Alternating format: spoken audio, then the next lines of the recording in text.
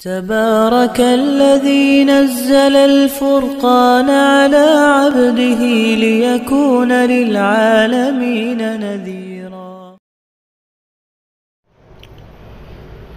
قربانی کے گوشت سے متعلق افضل یہ ہے کہ قربانی کے گوشت کے 3 حصے کیے جائیں۔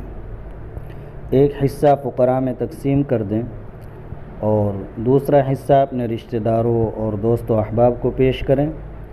اور تیسرا حصہ خود اپنے استعمال میں لائیں، اور اپنی قربانی میں سے خود کھانا بھی مستحب ہے۔ اگر ضرورت ہے تو سارا گوشت بھی اپنے استعمال میں لا سکتے ہیں اور سارا صدقہ بھی کر سکتے ہیں۔ اس وقت کے جو حالات ہیں ان میں لوگ پریشان ہیں اور بہت کم لوگ ہیں جو قربانی کرنے والے ہیں،